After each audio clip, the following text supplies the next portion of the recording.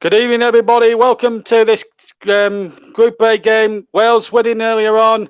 Italy and Switzerland taking on each other. But of course, before the action and all that important team news, we also have a co-commentator with us tonight. Let's just join in the anthems before the start of the game.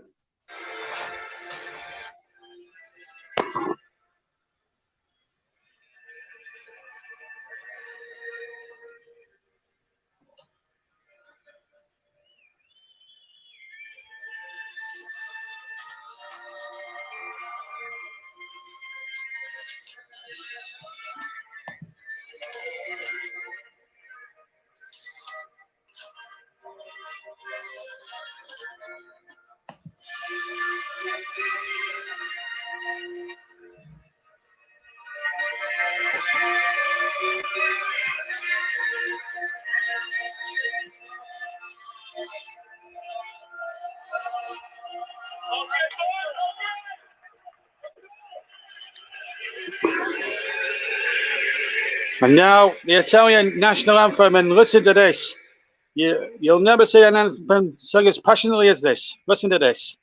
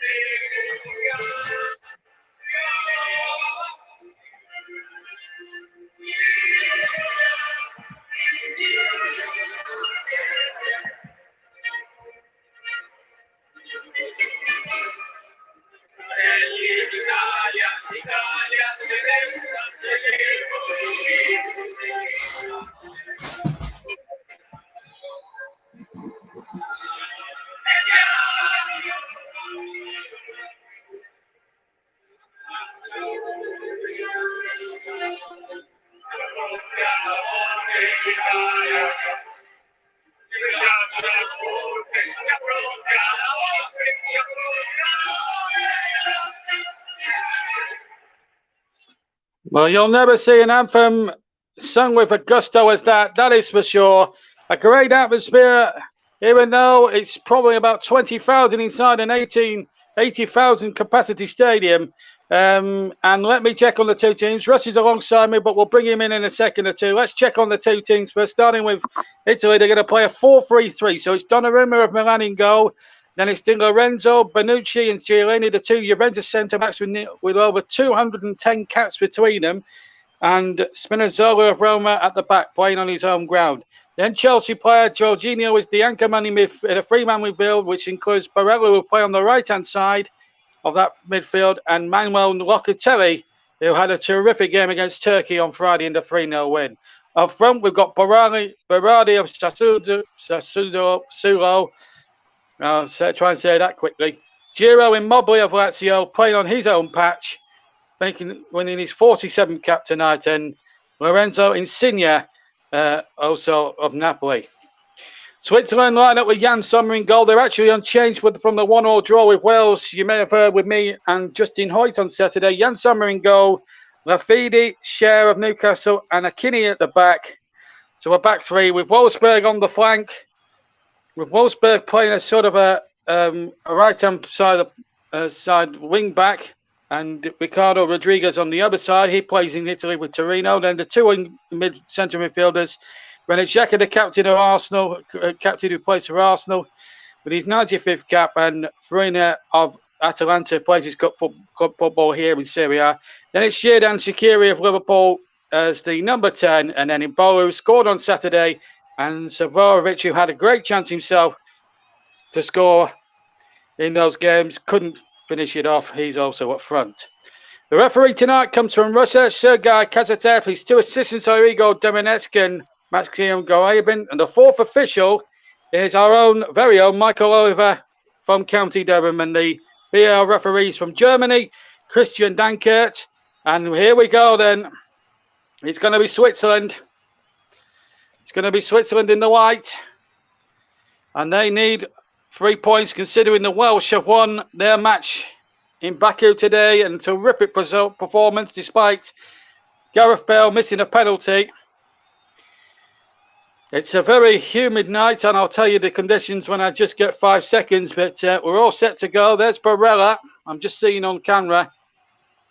There is an atmosphere to beat no other here in Rome tonight. And we're just waiting now to get underway. Referee just waiting for the appointed hour. And off we go. No taking to the knee. And away we go. Switzerland in the white, attacking the goal to our left, to our right, sorry.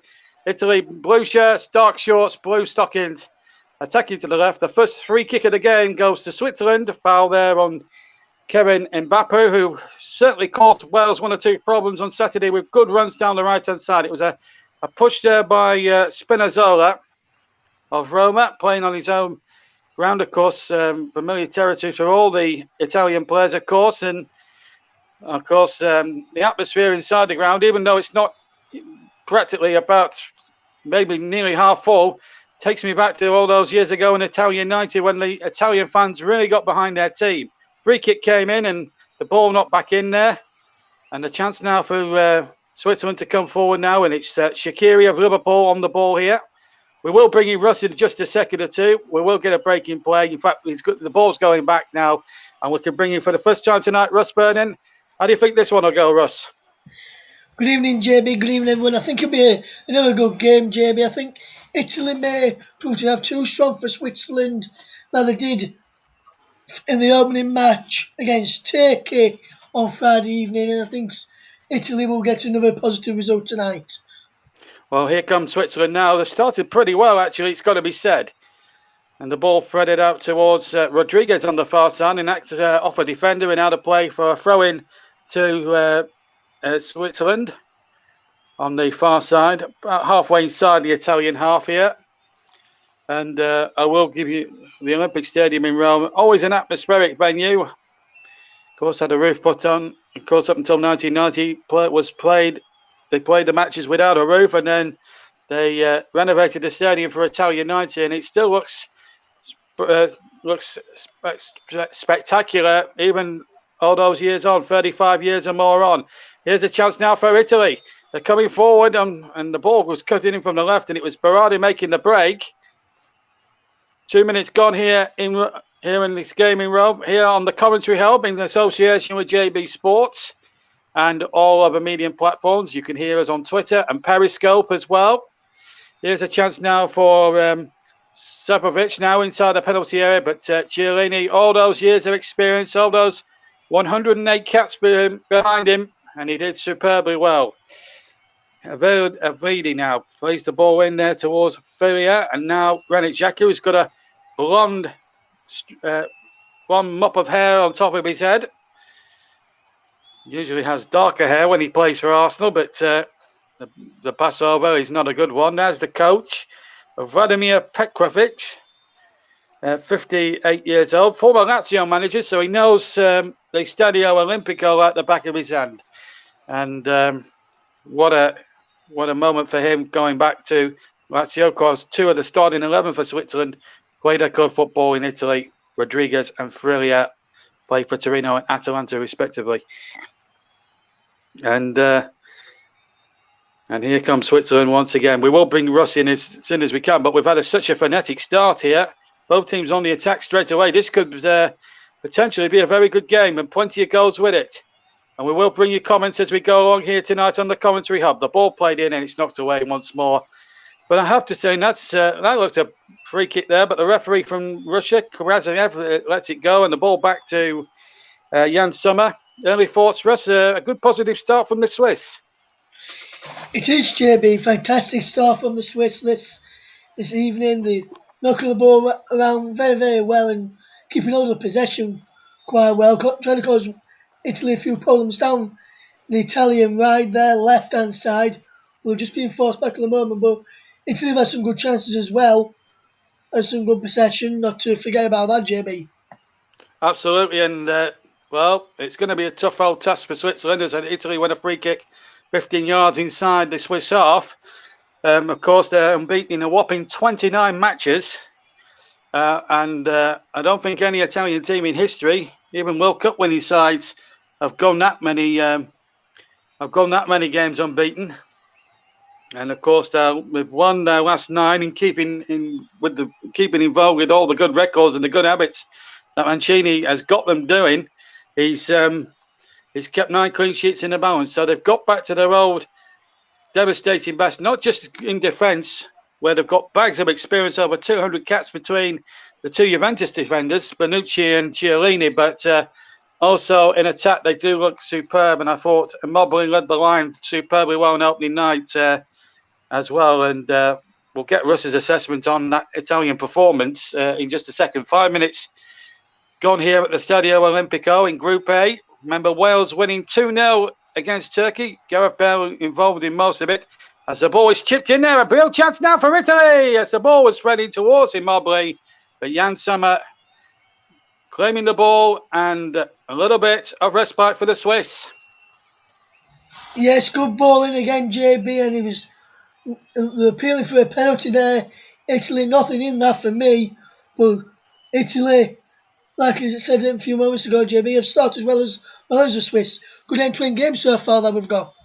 Yeah, that looks offside against Immobile as the ball was played. He didn't touch the ball as it went through, skidding through to Jan Sommer in the goal. He plays his good football, incidentally, in Germany for Borussia Mönchengladbach. Try and say that quickly, Russ. Borussia Mönchengladbach. Yeah, that's it. That's the one, Russ, as Chiellini fights with Savorovic of Benfica on the far side. The ball out of play for a throw. Just to bring you the weather reports, we're in the studio tonight, not actually in the stadium. There's Roberto Mancini, now 56 years old. Well, it's 25 degrees. It's a cloudy night in Italy, but no chance of rain. I'm getting my Michael Fish hat on here. The humidity for 9 o'clock Rome time is 69%, and the wind is only 7 kilometers an hour. But I can promise you guys, unlike Michael Fish, I don't think there's an hurricane coming in Rome tonight. If there is, blame me. I don't think Russ took to that joke too well. But anyway, here we are, 0-0 here in as the ball is knocked into the penalty area and it's behind for a goal kick. Early thoughts on the game so far, Russ? Yes, both teams are trying to create a lot of chances. Both teams having a lot of possession, but neither goalkeeper yet to make a save. Is a good end-to-end start so far. I think we're going to see a few goals in this one, JB. Hopefully, I'm not just put a jinx on that now. Yes, we don't want, honestly, listeners, we don't want to put the commentators' kiss of death on it all, but let's hope we do get at least a goal. And just to reiterate what Russ is saying there, that we could get goals, that there's only been 1-0 draw in the opening week of the tournament, so thus far. So there's plenty of cause for optimism, as Russ quite rightly points out. But I don't think it'll be 0-0. There might be a chance here in the offing there for Italy, and they might get a chance here now.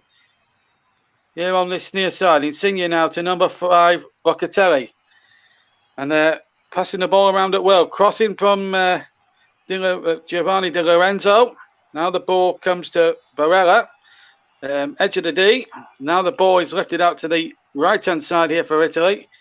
I will try and keep up with it all. The Italian numbers are so narrow, it's hard to tell who's who at the moment.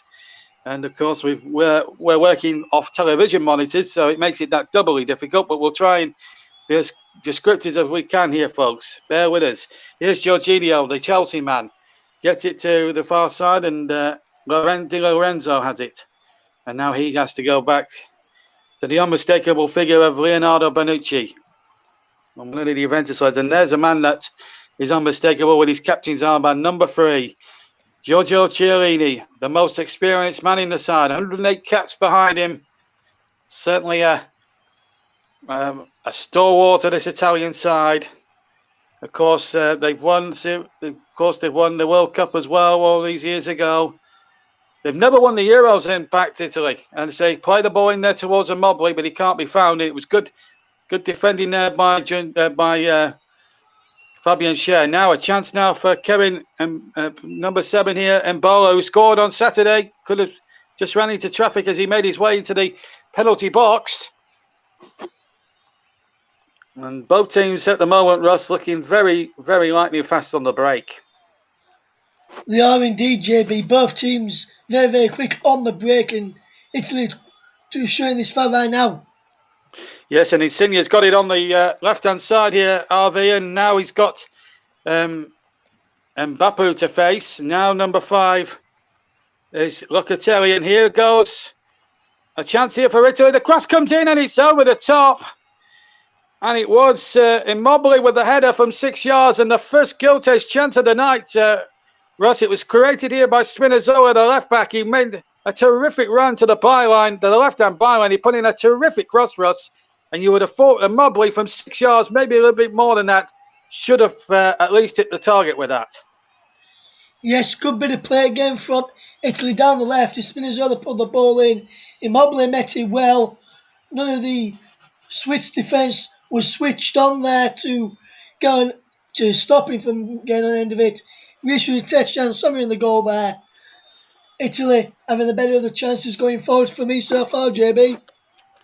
Yes, I wouldn't disagree with that too much, Russ. I think Italy, you would expect that. They are technically the home team. They are technically the home team. Of course, they're facing the A team in Switzerland.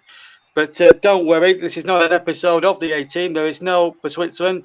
Since when was George Peppard and Mr. T Swiss? But there you go. But their nickname is the A team.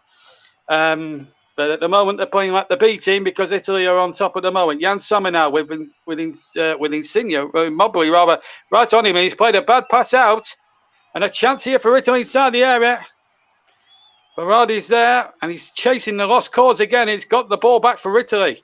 Jorginho nets it out to Spinazzola, who's having plenty to say for himself on the left-hand side. Now Insigne, the number 10, cuts in field from the left. He goes down. Referee says no penalty. And VAR will check it.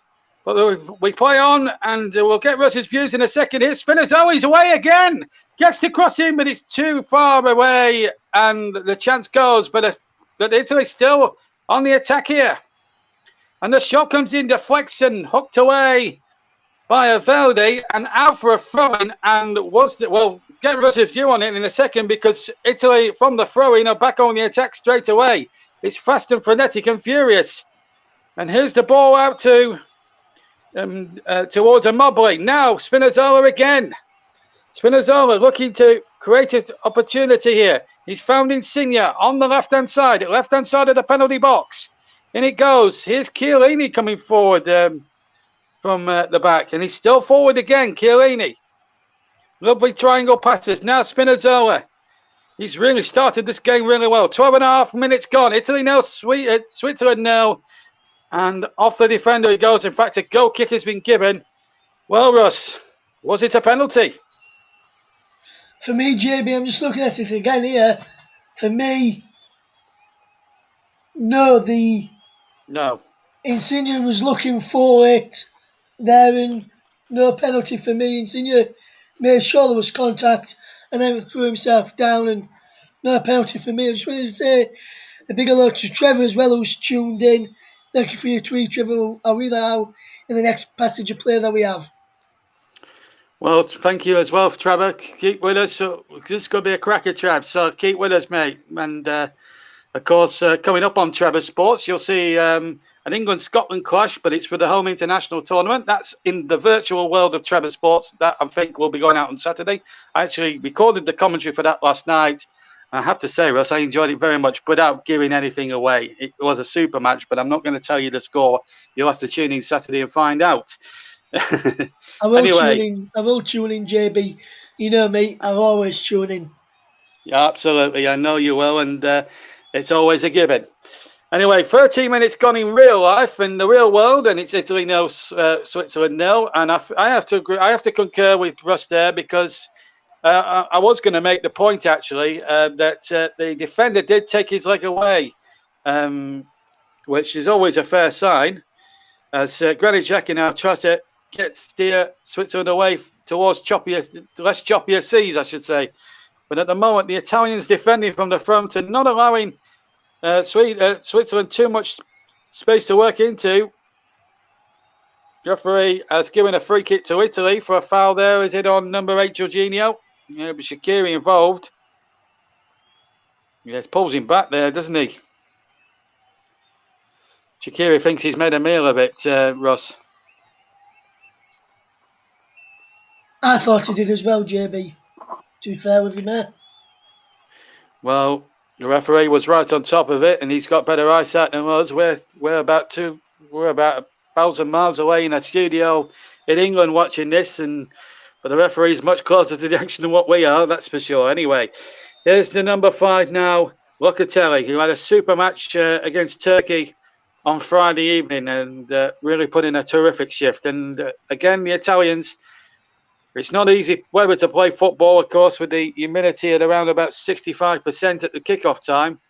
It's always going to be tough. Quarter of an hour played then, still 0-0, but the best chance fell to Immobile from 6 yards. And here they go again as the ball comes out and the shot right-footed over the top from Insigne. And, well, I don't think it was going anywhere near the goal, Russ, but he charged his arm, Russ, and unfortunately he didn't win the lottery. No, but JB, if you don't have a go, you're never going to win. And he had a go there and he still didn't win, but you never know. On the next attempt, he could end up winning. And Trevor's tweet said, realisation that the TV company has got 2 other commentators on which so many people like, means you can should be switched over to the fantastic alternative commentary from JB and RV, and you'll actually enjoy the match with the hashtag TrevorFact. Fantastic, Trevor, and thank you for championing us. Anyway, back to the game, and it's Insigne making a break from the right-hand side, but it was well hassled out there by 2 or 3 Swiss defenders. That's surely a foul there by Jorginho and Shaqiri. And a free kick to Switzerland, which will give them a little bit of respite because, let's face it, Italy are on top there. Definite free kick there, Russ, no doubt about it. But Italy on top at the moment, and Switzerland will be very grateful at this point for a bit of a respite. 16 minutes gone, 0-0. Yes, they will, JB. They'll be grateful for a respite after Italy have just carved chance after chance after chance out, and they'll let the man do that again because they're just on the ball again now in the midfield area, and they're playing it too close. Out to Spinazzola, JB. And here is Spinazzola again, our friend at the moment. Bomber free kick, which was given in the centre circle. Definite free kick it was, by the way. And here is Jorginho, midway inside the Swiss half. And now Immobile has it and gets the ball out to the far side. And here's Di Lorenzo, digs out a good cross. Can he find Spinazzola with it? No. And Mbappé got there, and the Italians have yielded a corner now with 17 and a half minutes gone. And I think that familiar figure is a well-known goalkeeper, Mr. Buffon. Of course, Gianluca Vialli is part of the backroom team for Italy this time, assisting Roberto Mancini. Good to see him in good health as well. He was very passionately singing the Italian national anthem before the start of the game. Here's Insigne to take the corner. Referee just making sure that there's no pushing and shoving. From the left-hand side then, Jan Sommer stays on the line as that ball comes into the 6-yard area, and it's knocked in by the captain, Chiellini. Switzerland are claiming something, but Italy don't care. They're in front, and Rome has gone absolutely mad. 25,000 Italians are in absolute ecstasy, and Switzerland did not clear their lines, and the captain comes up with a captain's goal.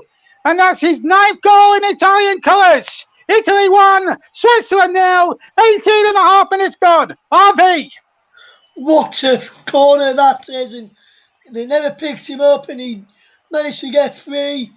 And it was a superb goal from the captain. It was a striker's finish from that range and that close out. I think when Xhaka is the one who was claiming for a potential handball or a foul in there on the Swiss number 5, Akanji, but I can't see nothing wrong with that challenge from Chiellini. And But VAR are checking it, JB. I can see any problem. I think the goal should be given, JB. I think it's a fair goal, but VAR is there to help, and it's down to our VAR referee, Michael Oliver, from England. The County Durham is where he's from. Surely the goal can't be ruled out. It looked a perfect good shoulder barge. If this is given, Russ, then we give up, because this is what, because we need the physicality in the game. There was nothing wrong with that goal at all, and if he disallows this will be a travesty. Well, what's he giving here? Is he going to give me the goal? No, handball. He's giving it for hands, I think, Russ. I didn't really see the replay of that. He's not giving it for hands, Russ. Now, what's your reaction to that? 20 minutes gone, it's now 0-0. Yes, no handball in there. If it is an handball, for me, it's come off Granit Xhaka. He did strike his arm, but Granit Xhaka's arm was up there. He come off Granit Xhaka as well, JB. And he come off Granit Xhaka's arm last. So he shouldn't have been disallowed there for me. As Shaqiri's just being absolutely. I've seen the replay. I concur with you, Russ. Italy have been robbed. That is a perfectly good goal. And Michael, and isn't it ironic? The first controversial VAR decision is made by an Englishman. JB's not that Michael Oliver. He's the fourth official. Is Bastian Dankert from Germany. Dankert. Yeah, isn't it ironic? A German makes a mistake. It is, yes. Yes, my apologies now. Michael Oliver is the fourth official. I was so encapsulated with the goal, or the non-scoring of the goal, which, as it turned out, I forgot the VAR was Bastian Dankert. My apologies to everybody. But there you go. Russ has put me straight, and the great guy that he is. But I'm in concurrence with Russ. There was nothing wrong at all with that goal. And Chiellini, who thought he scored his 9th goal for his country, well, unfortunately, it's been chalked off, and he will be incensed. And I think a lot of the Italians will be incensed. I must say, though, in that incident, he showed some great strength to hold off 2 Swiss defenders. But I think I'm with you. It comes off Granit Xhaka. There's nothing he can do about that. And I think the German there has made an absolute ricket. But, we'll just have to see how that affects the Italians about it. They want to put that definite wrong, questionable wrong right. Here's Spinazzola. And also, JB, just want to say, it'd be interesting to see if a goal like that is scored for Switzerland, whether that gets ruled out for handball or whether that gets stood. And if that gets stood, Italy will then be complaining and will have a right to complain. Yeah, and there'll also be a riot in Rome, there's no doubt about it. And then the guy at the centre of it is Bastian Dankert at the moment. Anyway, halfway through the first half, it's Italy 0, Switzerland 0. Italy had the ball in the back of the net. Well, it looked like a perfectly legal goal, but given for hands. But I can't see anything. But Russ and myself in the box, looked at 2 or 3 replays of it, and we've got the same view as our VAR ref here. We saw nothing wrong. I think he should have just erred on the side of caution and given the goal. But if we're going to get goals disallowed for nothing offences like that, then what's the point in having it? Anyway, here's Shaqiri now for the Swiss now. Far side gets the cross in, but that's not going to trouble Donnarumma. The hit's kept in there by Embolo. And now a chance now for Freyna, who plays for Atalanta. And Xhaka chips it in, but it's no problem for Donnarumma. No player within about 4 or 5 yard radius of him. And it was easy for the AC Milan goalkeeper. That might actually, this controversial decision, just perk up the Swiss a little bit now, Russ. Halfway through the first half. Yes, it could do, JB. And if you look to Switzerland, since I just now gone out on top and I'm just looking at it again. He is Granit Xhaka and then bounces down. I agree. Xhaka. If anything, if they were to disallow it, potentially for me, I think the only reason I think he could potentially disallow it is because Chiellini's got his arms on a candidate to jump, and that's the only reason he can disallow it. If he's going to give it something against Chiellini, where he did come off Granit Xhaka there. It looks as if we're going to see a substitution here because it looks like Chiellini is going to be replaced by Francesco Akabai. And that is a blow for Italy because Chiellini must have had some sort of injury because, as you were talking, Russ, he put the ball out of play and he took the captain's armband off straight away. And it's not like Chiellini, the guy with so much experience, 108 caps he was winning tonight, 108 caps he was winning tonight. Ford had his 9th goal, and he won't get the chance to put that right. Sadly, he's got an injury, and Embolo does a sporting thing and gets the ball back. That's a huge blow for Italy to lose their talisman at the back. And the captain's armband, incidentally, has been given to Leonardo Bonucci. Yes, it's a big blow for the Italians and Roberto Mancini to lose Jorginho Chiellini there, and be interesting to see how they go about things now with Francesco Esarabe coming on to replace him. JB, be interesting to see how that one pans out in the rest of this game. Yeah, and that is a blow. An enforced substitution for Robbie Mancini. There's no doubt about that. And it is a disappointment, really, when you look at it, because, you know, that he is Mr. Italy, and there's no doubt about that. But anyway, Italy have got to just put those 2 injustices behind them and see if they can get a break on here. Berardi steaming down the right-hand side, gets to the byline. That's a goal! There's not going to be chalked off this time. And it's Locatelli who came in, gambled inside the 6-yard box, and Italy get that goal. They so deserved and wiped the wrongs of about 3 or 4 minutes ago. Locatelli scores, 25, nearly 26 minutes gone. Rome goes potty. And this goal will not be chalked off, absolutely sure. It's Italy 1, Switzerland 0, and RV, what a break from Berardi to set it up. Yes, superb break from Berardi to set that up. And it was a fantastic bit of play. Started off a fantastic ball out wide to the right-hand side, and to Berardi, who managed to get the ball, got the ball back across, and there was Manuel Locatelli to open the scoring. Jan Sommer could do nothing about that, and Domenico Berardi has got his 2nd assist, if you can call it that, after the own goal on Friday. He's set up one tonight as well, and Italy lead 1-0. Yes, they do, and a great goal. And that's his 2nd goal in Italian colours, Locatelli. Manuel Locatelli plays for Sassuolo, who by their own standards haven't had the greatest of seasons in Serie A, but it just shows really that Italy haven't got any real stars in their side, but they've got a great team ethic, and that's always the case in point. Just a bit, well, it's more stylish than what Wales are. When we saw that in Baku today. And I just want to apologise that we couldn't bring that game. Obviously, we couldn't find a replacement commentator, but here's a shot coming in and over the top from Switzerland, and he's behind for a goal kick. But, well, that'll do Locatelli's confidence a world of good. 1 goal in 2 games. This is what happened again. Lovely running again by Berardi. Showed the defender in and out, and really that was bad defending, and they just didn't see Locatelli coming in there. It was a great goal.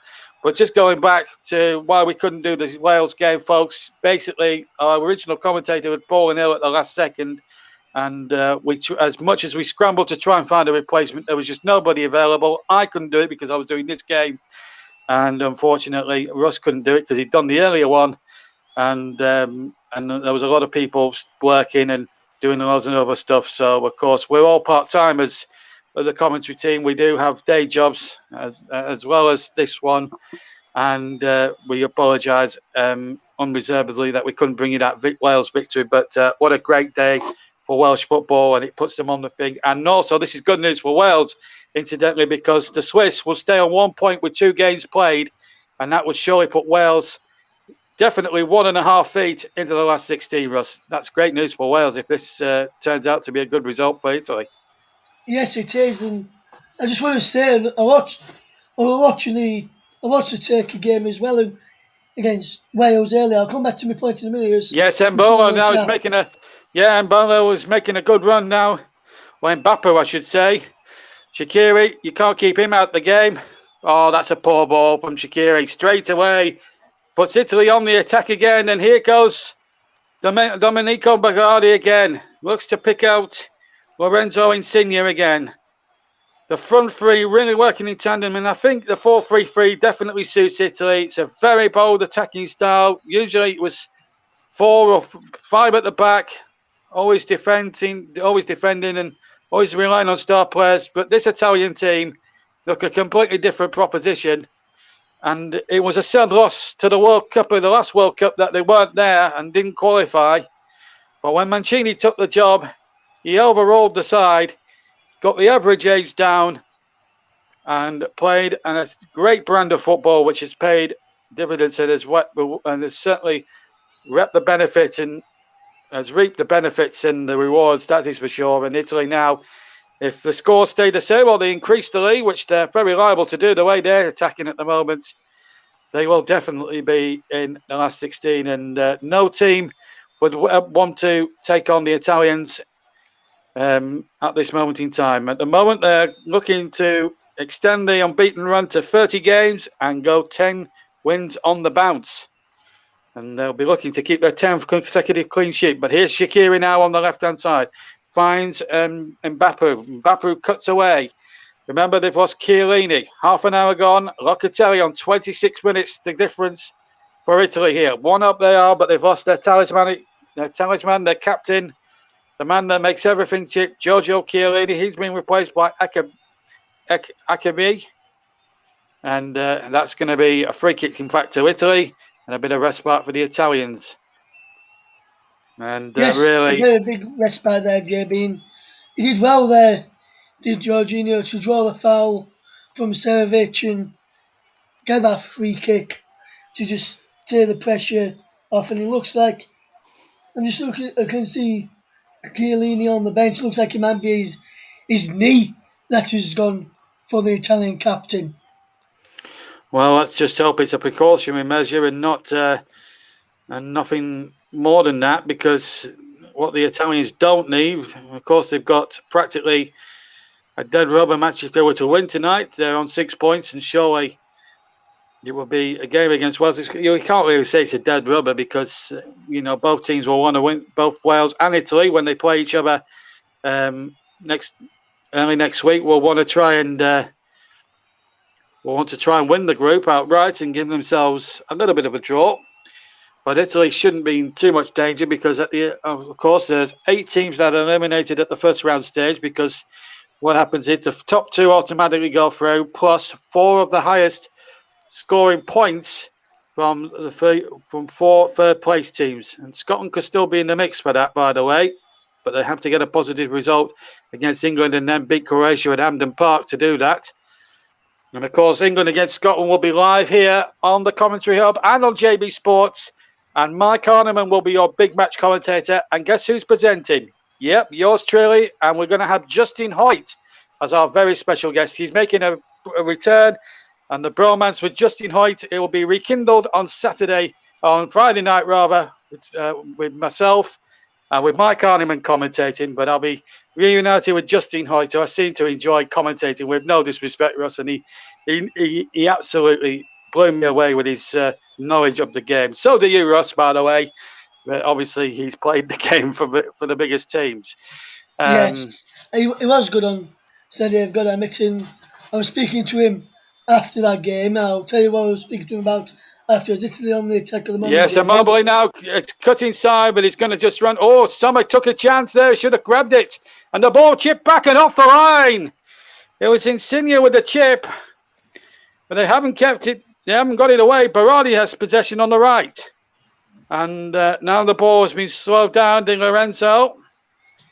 And here is Bonucci, who's taking over the captaincy. Spinazzola, who's had a terrific first 33 minutes. We're inside the last quarter hour of the first half, plus any additional time at the end of the first half here at the Stadio Olimpico in Rome. Italy 1, Switzerland 0. And Switzerland, who was very impressive when I saw them against the Welsh on Saturday, looking a pale shadow of that side tonight. They haven't really got into it at all. And even with the injury to Chiellini, it's not really affected the Italians too much in the way of it. And it looks as if Acerbi has really settled in there pretty seamlessly. And there's Bonucci taking possession once again. I think you were going to say something before Mobley got through. Yes, as we were going to say, we were just to speak to him after the game, and because we also on the contrary we also do commentaries on Premier League, EFL games as well. And just tonight is I was speaking to him about that, and he says he'd be looking to probably do some of those matches with his next season. So it looks like he might be a part of the coach team going forward for some Premier League games next season as well on the channel, JB. Absolutely. Big key for us at the commentary hub, and I look forward to doing future projects with him. Might even get myself an interview with him, who knows? But yeah, I can imagine me doing my Michael Parkinson thing on him. But anyway, back to the football and more pressing matters. Of course, England against Scotland, I will be doing the hosting. Mike Arneman will be off Fox in the commentary box at Wembley. Well, for the game at Wembley on Friday night. Kick-off 8 o'clock. We'll start our build at around 7:45. Anyway, here's a chance for Switzerland as the cross comes in from Rodriguez, and it's behind for a corner now to Switzerland with 10 minutes of the first half remaining. That's a bit better from Switzerland, Russ, to be fair. It was, yes, and it was a good bit of defending as well from Giovanni Di Lorenzo getting across there to pull the ball behind. And Switzerland, if they can score from here, they could go on and potentially go on to win this, especially if we get one now. Well, they have to score first, and they've got to breach an Italian defence. It's not been breached for 9 internationals. Here comes the corner from the far side. It's a poor corner, really poor corner. And here come the Italians now, doing what they do best on the counter-attack. And it's a Mobley leading the line. He's up against 3 against 3 now. And here's Berardi. Berardi with a shot. And it came off the defender, but just for a moment there, Italy were closing in on the Swiss goal. It was 3v3. Good challenge there in the centre circle. Referee was quite happy with that. And I have to say, Mr. Casadef, the referee, has kept the game flowing. Italy have been on top in terms of total attempts, 6-1, 1 corner each, and Italy have bossed possession. But a 1-0 lead is still a narrow lead, and it's still a dangerous lead. And Switzerland, if they get an opportunity or get a lucky break, are liable to steal an equaliser. But at the moment, Italy looking very strong and firm despite the absence of Chiellini now. And here's Spinazzola down the left into the penalty area. He might go all the way himself. Oh, he nearly did. It would have been a magnificent goal if he'd have just had the composure to finish. He toe poked it with the right foot, agonisingly well wide of the post as it turned out. And, well, it would have been up there for the best individual Italian goal since Roberto Baggio all the way back in 1990. And, again, the Italians showing their worth for us on the counter-attack.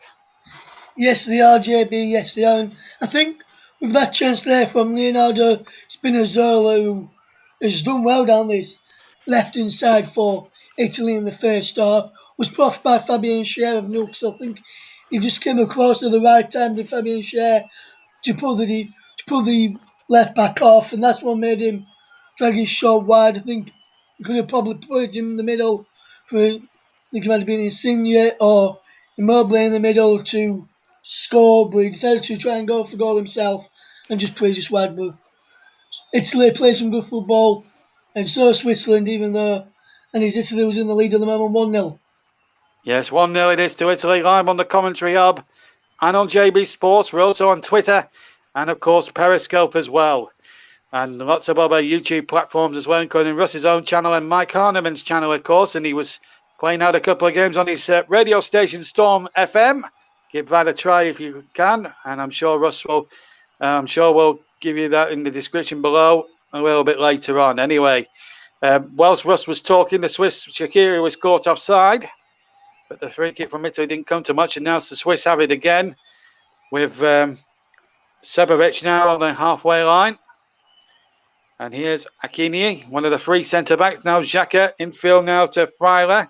Plays for Atalanta, of course, here. He'll know this ground pretty well, having visited with Atalanta. And now here's Rodriguez. Rodriguez now looking for Xhaka, but he couldn't be found. And now a chance now for the Italians to lightning fast again, the breakout.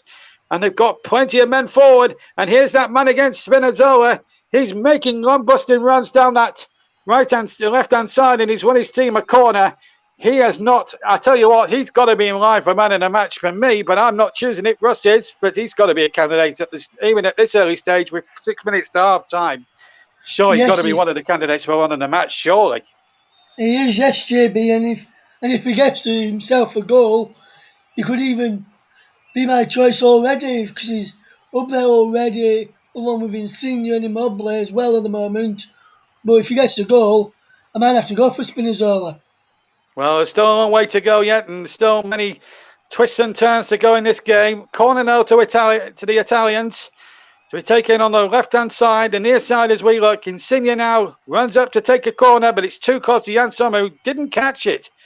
Well, I'm amazed under no great pressure that Yann Sommer decided to fist it because it's put his team back in trouble again on the far side.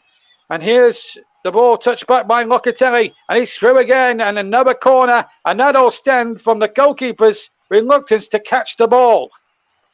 Yes, and when the ball come in, if you're a goalkeeper, you try to come out, claim the ball, and take everyone with you. And he didn't do that there, JB. So just didn't even.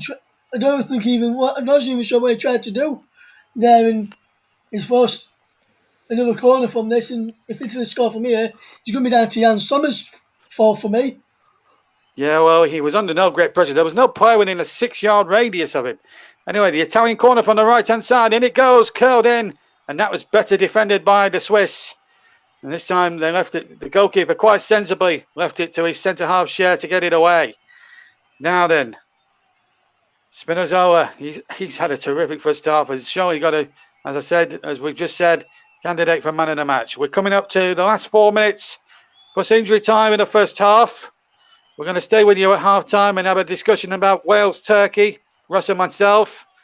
And, of course, look forward, of course, to Scotland, England against Scotland on Friday, which you can hear here on this channel. And the ball right across, and the goalkeeper got half an hand on it. And he was lucky in a sense there, Sommer, that there was no Italian within a 5 or 6 yard radius to get on the end of it. There's 2 Swiss players down on the floor. A free kick has been given to Switzerland. Stefanovic is down, number 9. He was the first man down, and then there was a second man down. I couldn't see who it was, the second man, but Stefanovic, the striker, was hurt. May have just twisted his ankle. It was purely accidental. As we just see that opportunity again there for Italy as the goalkeeper palmed it out. And, well, it's all happened here. It's been a terrific, frenetic 45 minutes, Russ. 42 minutes, sorry, Russ, so far. We're not quite at 45 yet. But I'm wishing the game away, JB. I'm enjoying watching it. I don't want it to finish just yet. I don't think anybody wants it to finish yet. But it's been. I think that's summed it up well. Donnarumma, well, he was dangerously out of his goal, and there was a Swiss player, and now Italy in a little bit of trouble. The ball back to Donnarumma, and Mbappe put him under a little bit of pressure, and the goalkeeper quite wisely at that point had to put it out for a throw on the near side, which is almost in level with a 6 yard box of Italy. They've taken it now, and Xhaka now finds Evaldi. Nico Evaldi now of Mönchengladbach gets the ball back to Fabian Schär. Now the third centre-back, Manuel Inchini, who plays his football in Germany as well for Borussia Dortmund. Here comes Schär of Newcastle. Schär knocks the ball out towards the far side, towards Rodriguez, who chests it down beautifully, but shows too much of that. And in the end, to Di Lorenzo, and a goal kick to Italy. And, well, just for a second or two, Russ, it looked as if for a moment that Swiss were getting up ahead of steam. But again, the Italians doing what they do best, making sure that the door is slammed firmly ajar. Or firmly shut, I should say. Yes, and Italy, since they've done the lead, JB, for me, have really defended really well. They've shut up shop quite well and not let Switzerland in and forced them into making a few mistakes in their own penalty area, and they've just won a free kick there. Jorginho was the man who was fouled, and Jorginho has done really well, and that's silly from Severovic then. Jorginho wasn't going anywhere, and he just let Italy keep the ball going towards the final 60 seconds. It was stoppage time of this first half. Yes, and it's Donnarumma to get the ball away. Quick word, really, about the referee. He's been very reluctant, in fact, to dig his hand into his pocket to show anybody yellow or red cards. It's actually refreshing to see that we don't want to see men yellow carded or sent off for just silly little petty fouls. We want to just make sure that the referees just referee the game sensibly, regardless of the directives that UEFA will throw at them, as they do every single tournament, whether it's a European Championship or a World Cup. Anyway, here's a chance now for Embolo. Gets to the byline. His shirt was being tugged, and Embolo's trying to claim that, but I don't think the Russian referees having anything to do with it. But to be fair, he did have a fistful of shirt. Mind you, Embolo had a fistful of number 50 and another had a fistful of Akabi's shirt as well, to be fair. 6 of one, half a dozen of the other. Yes. Nothing in that for me from a Switzerland point of view. If he gave that, you couldn't really tell which way to give that. So I think the referee did well. And just to note to the referee, he has let the game flow. And I think, JB, although none of the tackles have deserved a booking, I think he may have left his cards in the change room for the first half. Well, in fact, yeah, but he'll be going back there in a couple of minutes because that's the allotted stoppage time we've got at the end of the first half, and it just shows how correct Russ has been in the way that the referee has allowed the game to flow, hence why we've just the 2 minutes at the end of the first half. Here's Shaqiri now for Switzerland, gets the ball back to Cher. Cher goes over halfway and plays an aimless ball, and now he's out of position. And here come the Italians again with that lightning fast break of theirs. And it's Insigne now down the left-hand side into the penalty area. And that's a poor ball, really, from Insigne.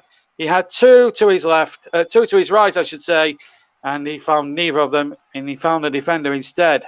But Italy win the ball back to their great credit.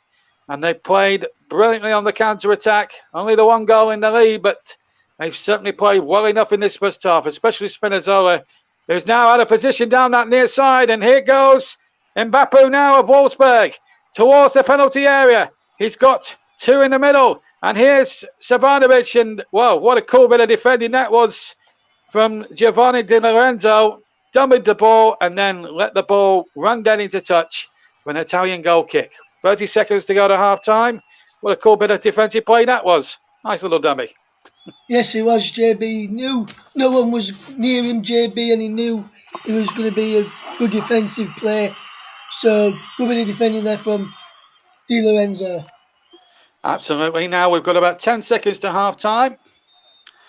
And we'll get Russ's opinions on the first half after the whistle has finally been blown by referee Sergei Karasev of Russia. And as I say that, right on cue, he blows the whistle. So the Russian rep was for half-time, and a goal scored by Manuel Locatelli has given his second international goal, has given Italy the lead at half-time. There was another, the ball was also in the net, Swiss net, of course, earlier on when Chiellini knocked the ball in from a corner, but it was disallowed for an alleged handball, although me and Russ were a little bit were disagreeing with the VAR man from Germany, Dankert, but it didn't matter because Italy had got their lead and they deserved it just on the balance of play. Italy won, Switzerland nil at half-time. Let's get Russ's verdict on what's been a terrific first half. Yes, JB, you've just mentioned their terrific first half. Italy could have had 2, maybe 3 goals up, and if they did, you couldn't complain. Since the goal, they've had a lot of the chances, and even before that, they had a lot of the chances. Yes, Switzerland have had a few chances themselves, but they've not really done how to test Gianluigi Donnarumma in the Italian goal tonight. And Italy, unfortunately, only to a few saves short of Elde, and Akanji have had to do some fantastic defending at the back. And Italy deserve the lead of the break, 1-0. Could have been more, and I'm interested to see how the second half goes. Absolutely, Russ. We're staying with you to bring that second half to you in about 15 minutes' time. In the meantime, while we've got the break on at the moment, let's turn our attentions to earlier today, where Wales pulled off a remarkable result in Baku against the Turks. Ramsey getting the first one, and then a second goal towards the end. Gareth Bale, in fact, missed a penalty as well in between all that, but he certainly, the penalty miss aside, he had a terrific influence on the game. And what a great result that is, not just for the team, but for Welsh football in particular. They are really on the rise again. And dare we say it, could they have a run? No one wants to predict what they might do in the latter stages should they get to the last 16 and go further than that. But do they dare to dream again and reach a semi-final? I don't think so this time, but they could do a bit of damage certainly in the last 16. Good result for Wales today, anyway. It was, JB, and I was watching that game earlier. Wales defended really well. Yes, taking a few chances and hit them over from close range and had efforts which was saved on the line as well. But Wales deserved the win. Poor penalty, it must be said though, from a Wales point of view. But Wales deserved the win. But Wales deserved the win, and Aaron Ramsey took his goal fantastically well to put them in the lead, and then there was a fantastic goal from Conor Robertson at the end to double the Welsh lead. And Wales have 1 foot in the knockout stages of the European Championships, delayed European Championships for Euro 2020. Yeah, absolutely. And I think it's worth noting that if the side had played a year earlier, I don't think they would have got a result like that today, because I think having that extra year experience has really helped Robert Page and his side pull off a real result. So they've got 4 points, but Italy are top as things stand with 6 points. Switzerland have 1. Turkey surely out of it, you would think, with 0 points. Although they'll need to beat Switzerland well in their last game, providing Switzerland don't get anything in the second half tonight to give themselves a chance. And even then, 3 points might not be enough. That is for sure. Of course, we've got some more live action tomorrow. But the one that we're really interested in is going to be at 8 o'clock on Friday night. I'm going to be in the presenter's chair for that one, like I am technically tonight, actually, even though I'm the main commentator. But I'm also doubling as presenter, of course. But I'll be a sole presenter on Friday night because, as you probably might have guessed, there is a nice little kickabout between England and Scotland taking place. And I want to use most of the extra time, the extra 15 minutes, to talk in depth about England against Scotland and what a game this promises to be. England got off to a decent start, shall we say. Croatia didn't cause them too many problems throughout that first match at Wembley on Sunday, and Raheem Sterling scoring the winning goal, of course. But they will know on Saturday, on Friday rather, that the Scots, even though they've lost the game, they'll know they'll be in a battle. That is for sure. The will JB. England will know they're in for a battle on Friday night, and a fantastic work from both from Scotland, despite losing it. They had the biggest part of the chances on the first half against the Czech Republic, but just couldn't pull the ball in the back of the net, and a fantastic second goal. And I've seen a lot of people trying to blame the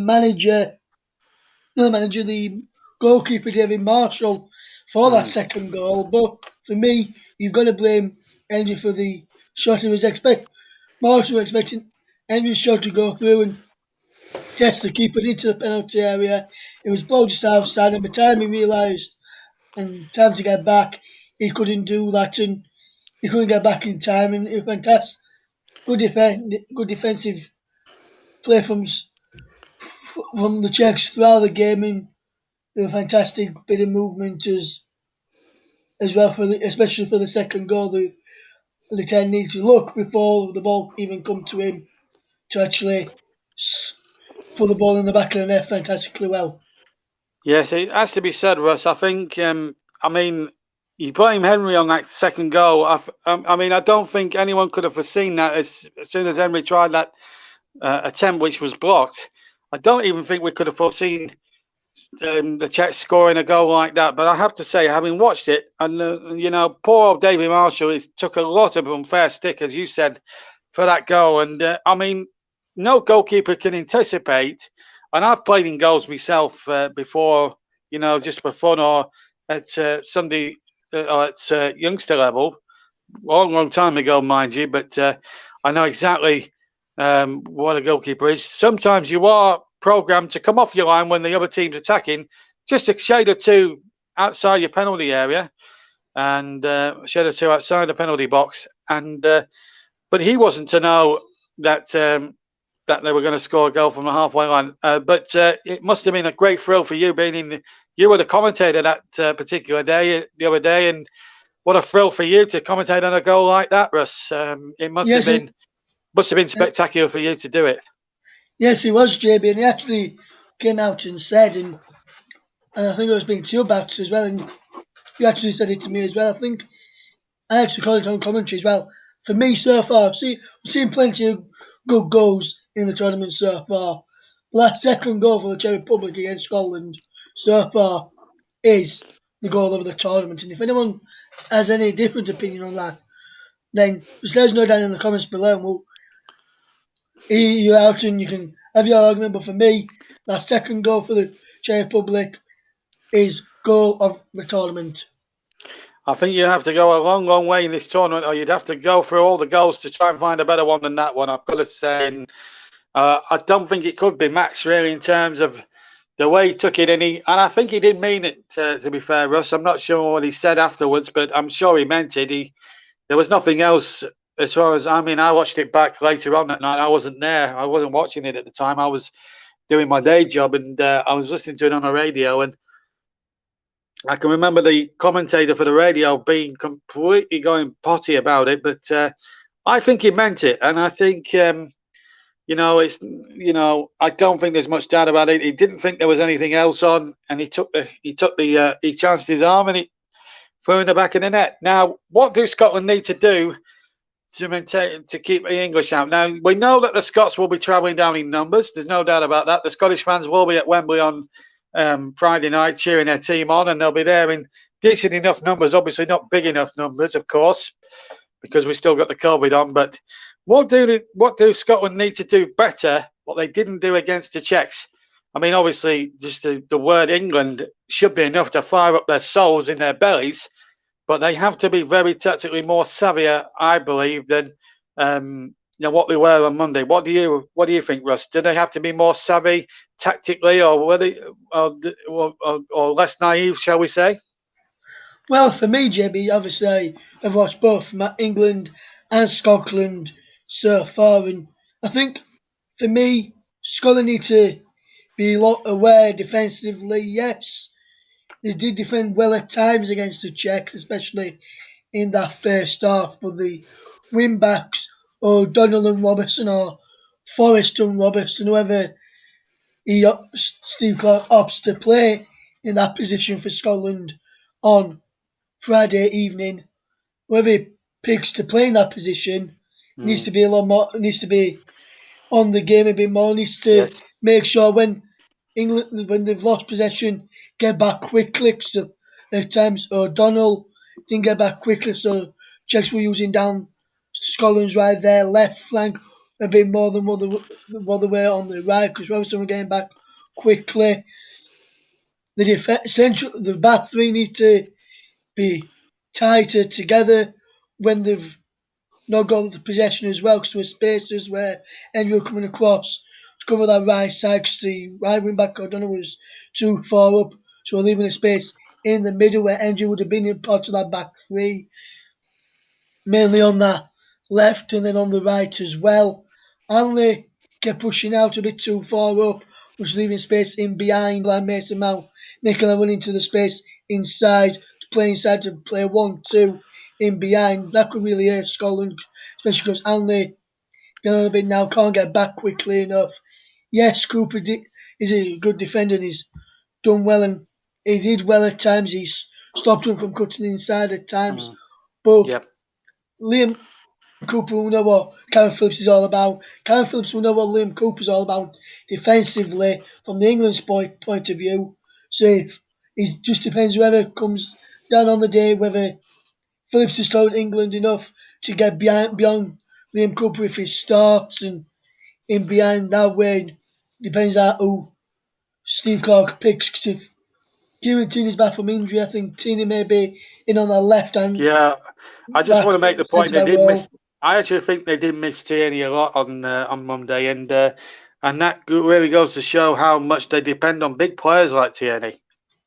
Yes, it does, JB, and I think at times as well you could see an up front Christian Daxton really work as well as the I've done in the past, in my opinion anyway. And I think that's what some of the Scotland fans have said on some of the podcasts I've been listening to after the game and building up to the game as well and building up to this match on Friday. So I think they need to probably put someone like Shea Adams up front who's got a bit of pace about him to cause Mings, Stones, Maguire and Stones, whoever Southgate picks a centre back, problems in the first half, and I think that could be one of the main problems if they don't utilise Shea Adams well enough. Scotland on Friday, I think England's just going to have a field day at the back, and if we don't get the defence right, Scotland, the pace of Foden, Mount, Sterling or Grealish, whoever he plays, Phillips from that number 8 role who's pushing forward, who's playing that bit for them what he normally does for Leeds, Calvin Phillips. We can utilise those players' pace and chances that were created against Croatia. It could be a long night for Scotland, and I can see England scoring 3-4. Could even be as 4 goals for England. So unless Scotland defend better, and I think they probably will do. We've been old enemy in England do up against. Absolutely, and I don't think they'll need too many reminders that who they're playing against on Friday. Right, and also I just want to pay before they start the second half. Thank you for that, Russ.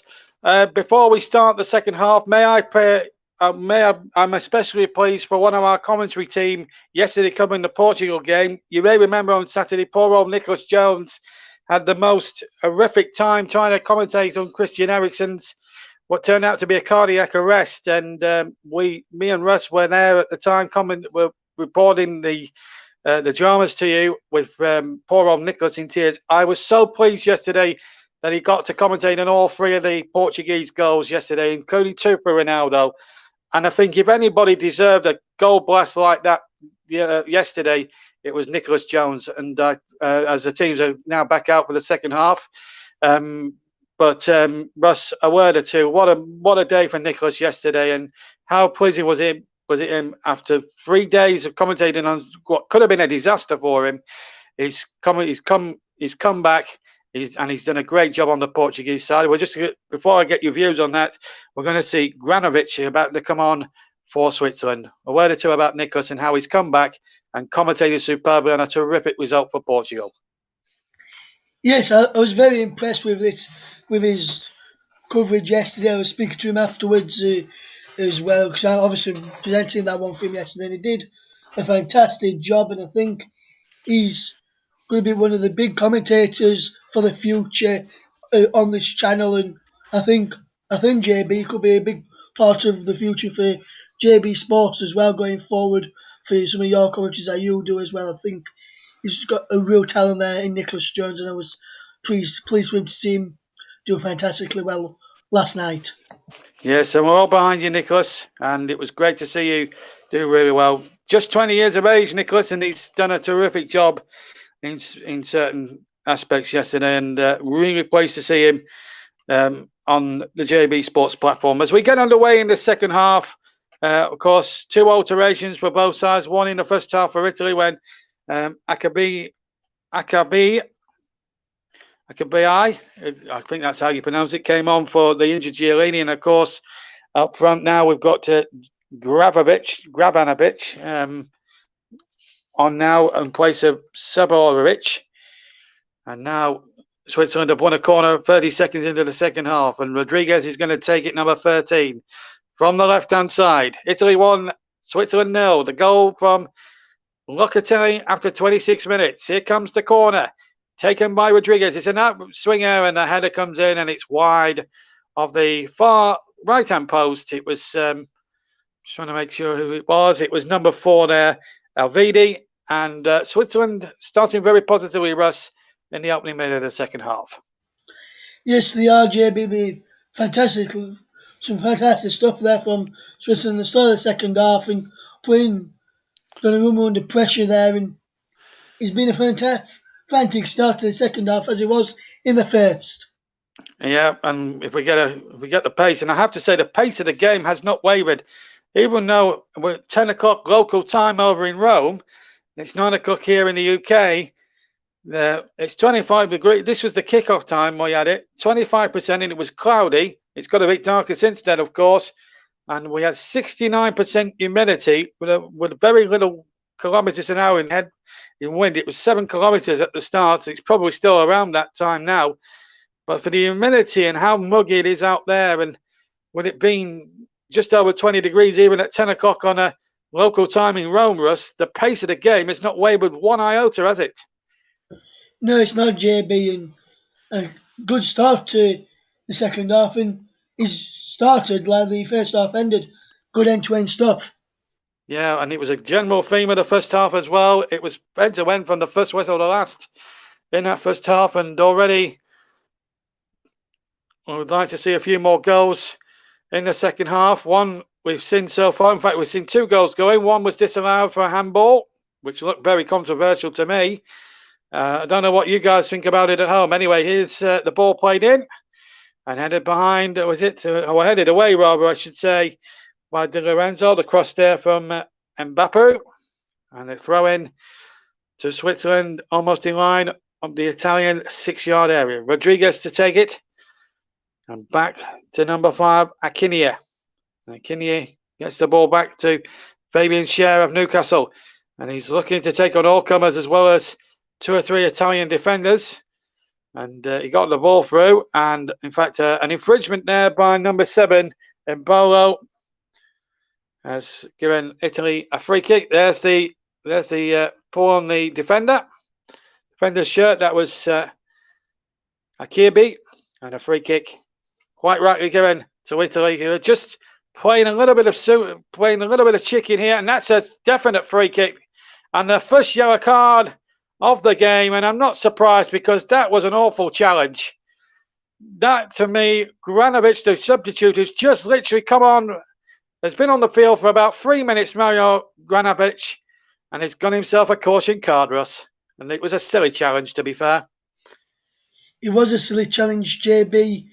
A silly challenge indeed, JB. And in fact, Switzerland, yes, they've started brightly, but silly free kicks like that would not be very good to give away.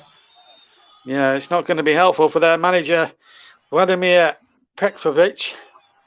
We see some of the Italians and Swiss fans. I have to say, there's been a general theme that both sets of supporters have been mixing very, very good with each other. In fact, there's a few Swiss in there amongst the Italians, and there's been no sign of trouble.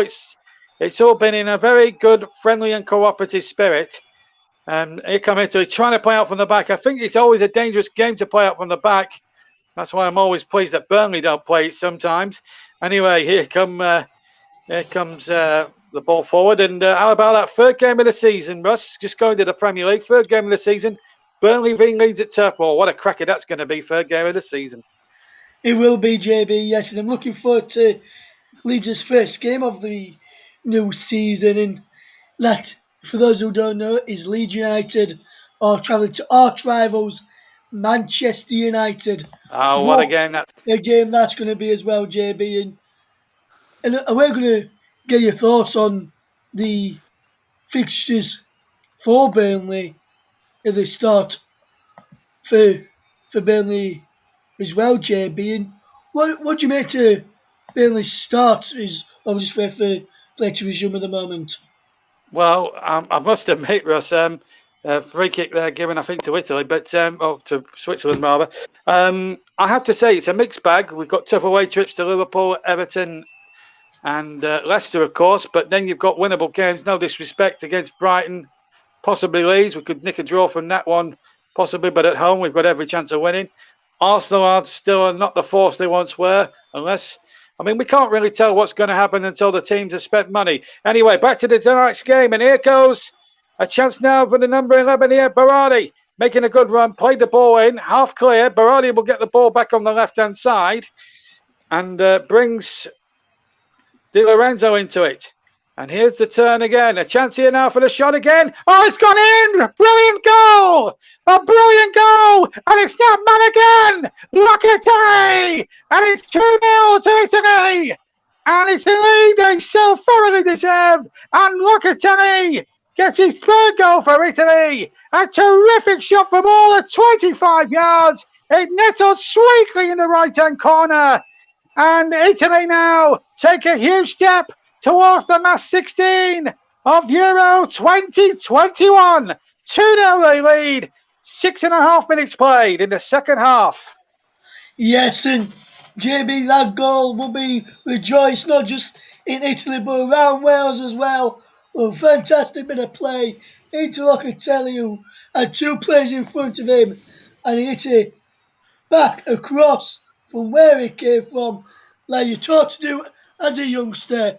It's about where you come from, where he's come from. He did just that. And Jan Sommer saw it late and had no time to react. And Italy fully deserve this lead, 2-0 up now. And Italy should really, JB, be 3-0 up. We like disallowed Chiellini's goal in the first half. Well, they forgot about all that now because they've scored 2 goals. That really didn't matter now. There's a young Swiss fan there, probably because they've been heartbroken, but it's not an over for the Swiss, of course. If they beat Turkey, they could still qualify as one of the higher placed third place teams. But as you say, great moment that's for the Welsh as well. But now what Italy don't want to do is get careless at 2-0 up. They want to try and improve on the lead, and they've got another chance here. And here's a Mobley now running from halfway. That's surely got to be a free kick, and the referee's not giving it. Well, that looked a stick-on free kick about 10 yards inside the Swiss half on a Mobley, and the referee, for whatever reason from Russia, did not decide to give it, Russ. I'm absolutely perplexed. You know what, JB? So am I. That surely should have been a free kick there to Italy. Clearly takes him out there. I can't remember who it was. I think it might have been Granit Xhaka, correct me if I'm wrong. And that's a definite free kick. No wonder Insigne and Immobile are all going out towards the official. And that should have been an Italian throw-in, and he's getting to Switzerland there as well. Well, it's just unbelievable. I've got to admit, I don't think the Russian referee's having his finest hour, but Italy is certainly having a fine hour. They're coming up towards an hour played, in fact, 53 and 54 minutes almost on the clock. And I have to say that throwing decision as well, as you mentioned, Russ, looked very questionable as well. But the referee, I'm afraid, the referee's decision is final, and the players have got to abide by it. But to me, that free kick, that looked a stick-on free kick. And for whatever reason, the Russian referee, I don't know what was going through his mind at the time, but, any other right-minded ref would have given a free kick. And it just beggars belief why we don't have the best German or Spanish officials, or French officials even, for a game of this importance. And I don't think the referees, of course, in the Russian league, doesn't have the same intensity as a top caliber match as this. But I'm not trying to criticize the referee in any way, shape, or form. I just think the pace of the game is probably too frenetic for the referees. This particular referee is not used to the pace of the game, and that's why he's making 1 or 2 rickets in some of his decisions. Anyway, 10 minutes almost gone in the second half. Italy 2-0 up. Both goals either side of half-time from Locatelli. The second, a fabulous left-footed drive from 25 yards out. And here goes Spinazzola again on the far side. The left-hand side has to check. He's got 2 in the middle. He's gone back again. And Italy now just calming it down, trying to take the sting out of the game and not give Switzerland any possession whatsoever.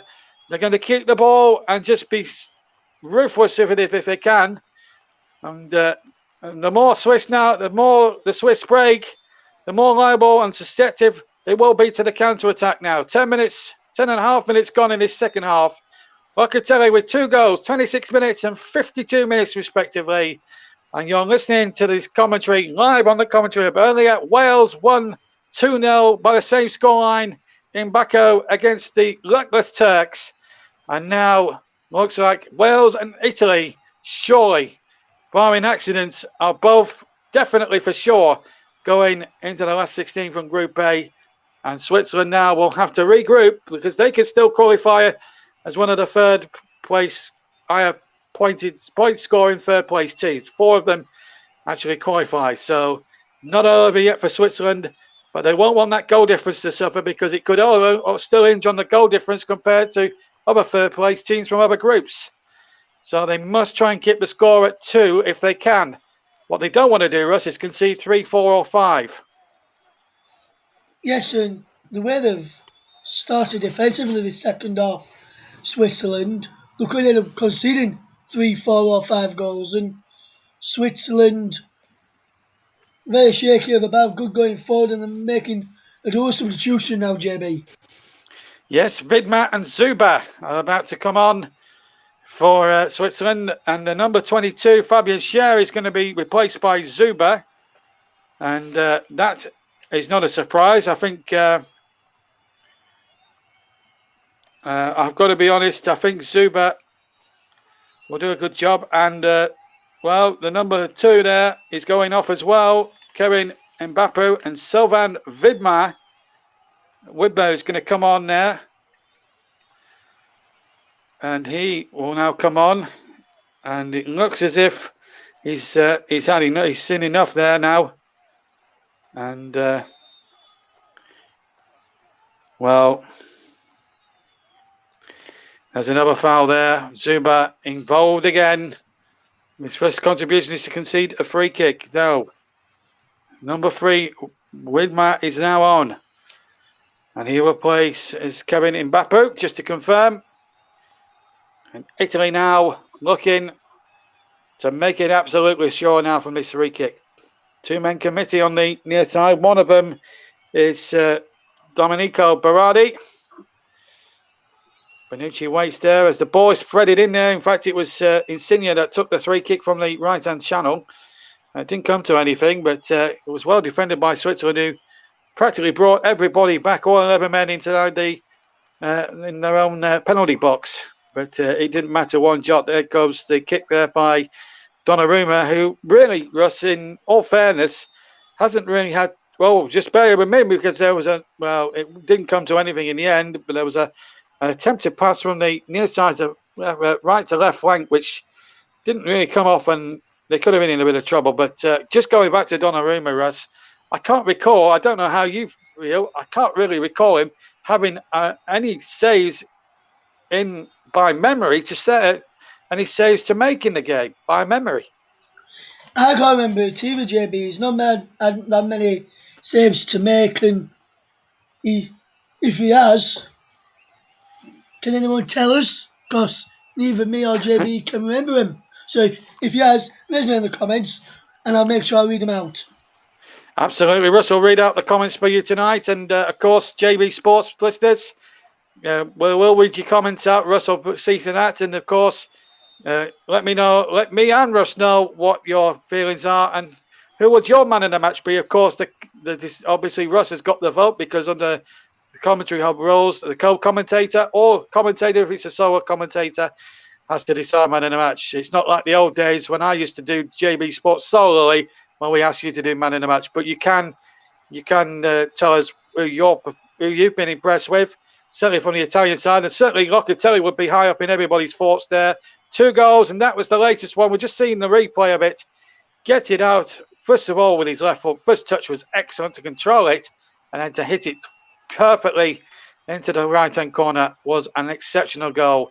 And certainly a contender, if not to win it, but certainly to challenge for goal of the tournament. And Italy have covered 73 kilometres, 343 passes, 68 kilometres, and 274 for the Swiss, and it shows how dominant really Italy have been in the game. But here come the Swiss now with Shaqiri towards the edge of the area. Shaqiri's shot, and it goes over the top, and in fact a goal kick has been given, and the Italians celebrated as if they've scored another goal, Russ. That just shows how settled they are as a side. Yes, it does, JB. And Shaqiri, I'm not sure why he was shooting for the angle and that eye. He should have tried bending it into that bottom corner. But poor defending here from Italy can get punished here, but managed to get out of it. But he should have gone hard and low across the floor there Well, in fact, they She could couldn't end for up me. scoring. In fact, they could end up scoring a third here if Switzerland aren't careful, and they still might. And it's just about, it's just about reached Insigne. It wasn't a good ball by Berardi. It just had enough legs on it, but Italy have kept possession really well. So from a dangerous position that could have resulted in a Switzerland chance, and they were playing Harry Carey inside the penalty area. Now the Italians have broken away and could have easily scored a third themselves. That's the way the game has gone. But Italy have been, let's face it, Italy have been much the better side. There's no doubt in my mind that Italy are a force to be reckoned with. And if they can score another one, Russ, they're sending a huge, huge message out to the rest of Europe. Come and get us, because we'll take anybody on. We'll take any all-comers on. Yes, they are, JB. And I've been impressed with Italy tonight. I've been impressed with him, especially in the second half against Turkey on Friday. And compared to Saudi against Wales, JB, I've not really been impressed with Switzerland tonight. I think Switzerland have been poor tonight compared to how they were first half against Wales on Saturday. So, very disappointing from a Switzerland point of view. We're very happy from a Turkish point of view. Absolutely, yeah. Of course, tomorrow we've got Ukraine and Macedonia, North Macedonia, I think, and then Denmark against Belgium. Those games to be played tomorrow. And you'll be able to hear those two on JB Sports. And of course, as well, on the commentary hub and several other platforms, including Twitter and Periscope. And of course, there's Royal Ascot as well, of course, that's taking place at the moment as well. And I think it'll be Ladies' Day on Thursday, I think, in Royal Ascot. And I watched a little bit of racing earlier on, and some very good horse racing too. Royal Ascot certainly delivers in terms of racing. And how good is it to see the royal family out in public, and of course all the crowds down there at Ascot this week, the racing. It's always a good sight to see, and it's one of the summer's more illustrious sporting events. But we've got an illustrious sporting event on at the moment here on JB Sports and the Commentary Hub, live, of course, on Twitter and Periscope and several other YouTube platforms as well. And here's a chance now for an opportunity now for the substitute, and a great save from Donnarumma. And the ball comes across, and Italy get it away. And it was, in fact, it was number 14 there. It was Zuber who got the shot in. I'll just get Russ's bureau in a second or two, because that's the first save, and we've been playing nearly 64 minutes. That Gianluigi Donnarumma's had to make. He gets the ball this time from a poor pass and picks the ball up. But Russ there, that's the first time that Donnarumma's had a save to make, and he made it superbly. And Italy could have, in an instant, have been pulled back to 2-1. Yes, fantastic save from Donnarumma there to deny the Switzerland attacker on this right-hand side, Stefan Zuber there, and then you come back off. Nico Avelde. Yes, and here's Berardi now in the penalty area. Berardi now to finish it, and he's hit it wildly over the top in the end. But and the Italians again, Russ, on the counter-attack are so lightning quick and so dangerous. In fact, he didn't hit it too far over the bar, as it turned out. But yes, Italy again on the counter-attack, absolutely superb. Yes, absolutely fantastic so far. And got a few comments in, JB, which I'll just read out. Trevor says, Locatelli must be worth 150 million now. Is his choice for man of the match? And Mike Ornament, our good friend, says, Locatelli to the Premier League. Who knows, Mike? He could potentially be, mate. Well, we'll just have to see what comes in the window, which is now officially opened, of course. But with 25 minutes for stoppage time to go, good to see Mike and Trevor enjoying the banter and the commentary between RV and myself, JB, in the commentary box. John Stuttard and Russ Burning, your alternative commentary team here on the Commentary Hub, live on JB Sports, Periscope, Twitter, and other YouTube platforms, including Russ's own channel and, of course, Mike's channel as well. And several different platforms you can listen to us on. As I say, Twitter and Periscope, just two of them. But it's still 2-0 to Italy. Goals on 26 and 52 minutes from Locatelli really giving the Italians breathing space. But Switzerland have fought back well and have forced Donnarumma into making a terrific save. And here they come again, Switzerland, but that's going to fall nicely for Donnarumma inside his penalty area. In fact, he just lets it go there, although and Bowo's chasing him every inch of the way, but Donnarumma just teases him there, and we're going to see Chiesa, Federico Chiesa, the son, of course, of former Parma and Italy's Enrico Chiesa, of course, who played for Italy, and when Cesare Maldini was the manager, of course, because his father was a legend at Parma for many, many years when they were a top team before they ran into financial troubles and were relegated back to Serie C, and they had to build their way back up again through the Italian pyramid once more, and they have done successfully the last couple of years, of course. And Parma, a great old name. They reached the '94 Cup Winners' Cup final. Losing to Arsenal, of course. I'm sure Mike will remember that as a youngster with great fondness. Alan Smith scoring the goal that day, but a long time ago. But we're going to see Chiesa in just a second or two. Striker by trade.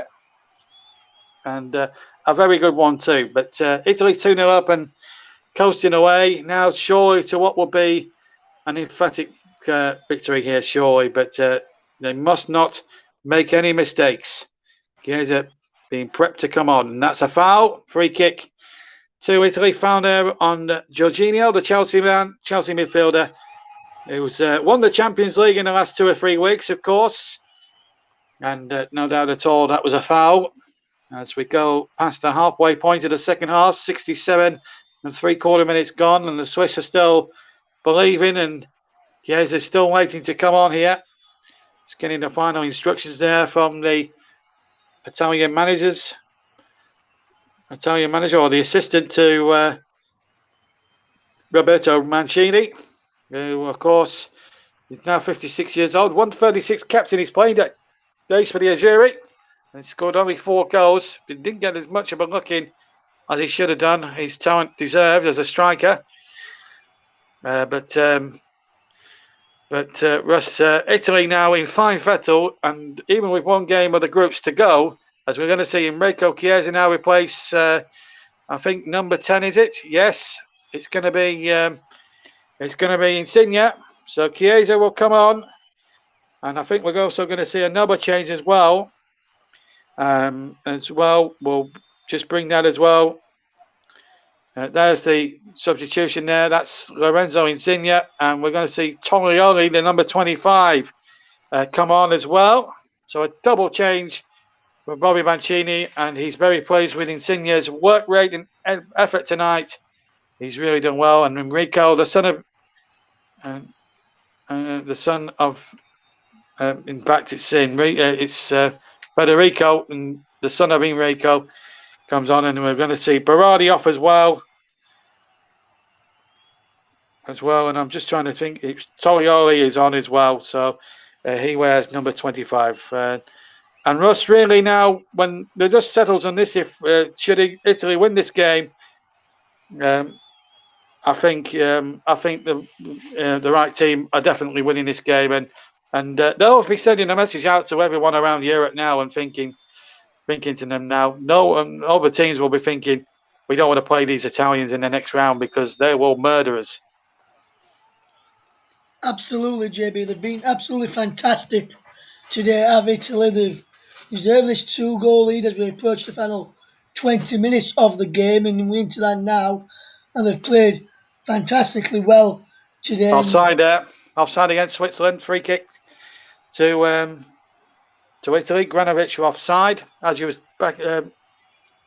Carry on, Russ. Sorry about that. Yeah, no, it's JB. And he was actually deserved to be leading. And if they had, let's say if it was 3 or 4-0 by now, Italy, you couldn't really complain. Italy have been that superb. Could have had 3, 4, maybe even 5 goals by now, Italy.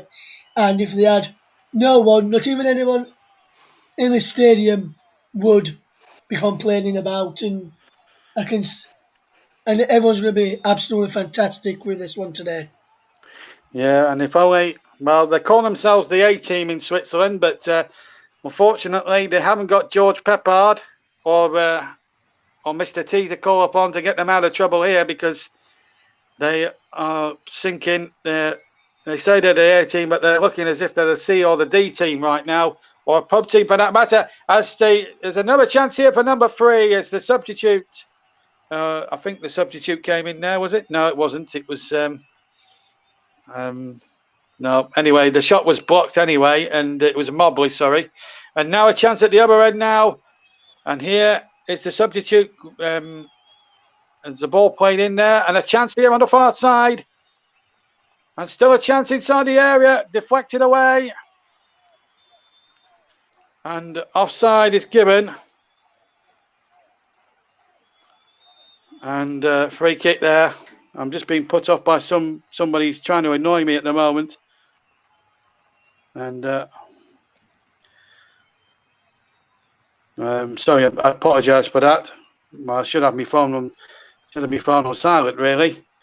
So apologies there. I got an unwanted intruder on my mobile phone, which I could have done without. Anyway, nothing came. You're not missing anything at the moment. Italy 2, Switzerland 0 at the moment, and it's looking very onerous. In fact, it was number 14, Zuba, who made the break again. And here's a chance now for number 3. Oh, just wide. Just wide, in fact. And that would have settled it for sure. It was a Mobley who got free and just screwed the shot wide, Russ, and he was onside as well.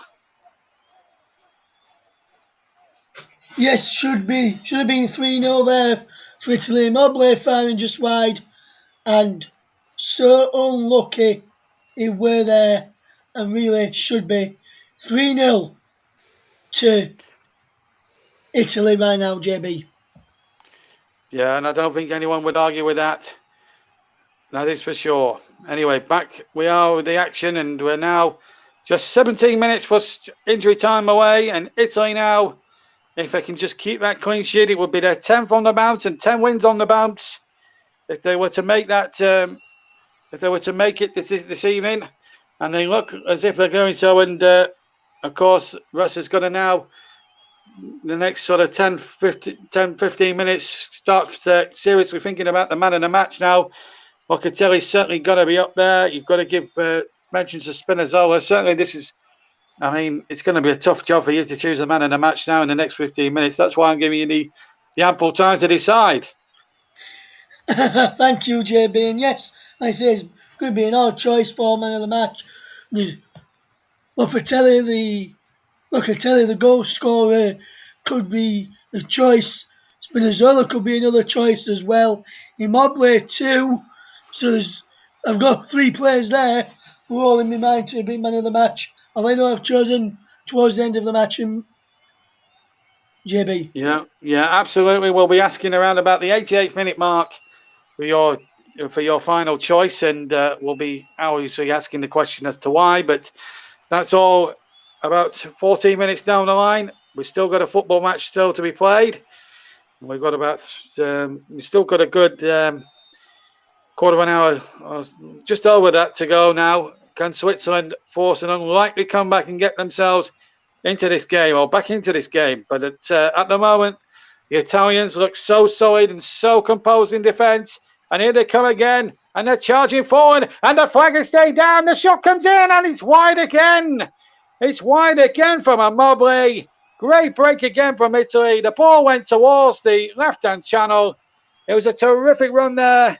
I think it was Chiesa who led the line. The ball went towards the far side, and the shot, the left-footed shot from Immobile, narrowly past the right-hand post. As Chiesa now comes off, and Ruben Vargas comes on. Yes, should be 3-0 again. Italy carving open Switzerland once again, JB, and really should be 3-0 by now, and Italy should be well out of sight. Should be at least 5 or 6 by now, JB. But poor finishing is only the reason why they're not. Yeah, and that keeps obviously Switzerland's very much in with a shout in the group to qualify as one of the best third-place sides in the competition.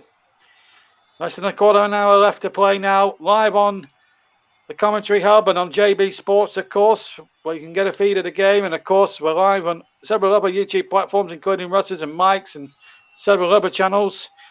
Twitter, of course, and, of course, the Periscope channel as well, and Twitch as well.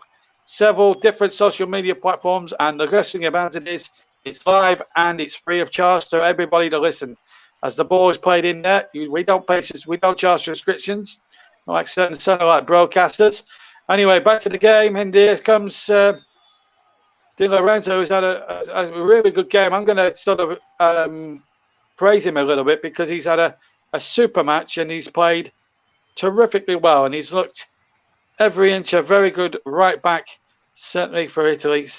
And only his 8th game, he's looked very, very composed, and I think he's taken to international football like water off a duck's back. What about Di Lorenzo? As I say, 8 caps now, and he's settled into life in international football so in a sort of relaxed style.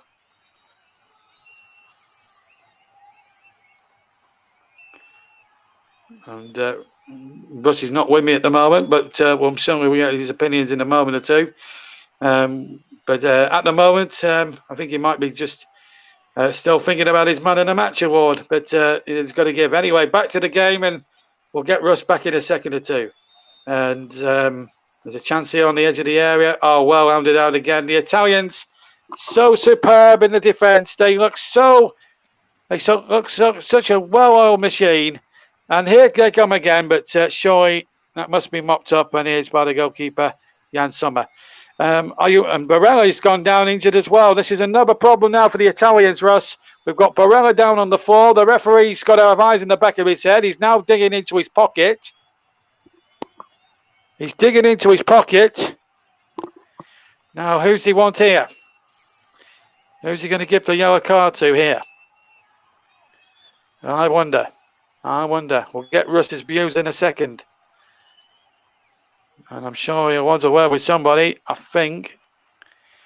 I'm not sure who the yellow card is being brandished to, but Barella is needing some treatment. It's Embolo who's been shown the yellow card. Now, obviously, I didn't see what happened originally.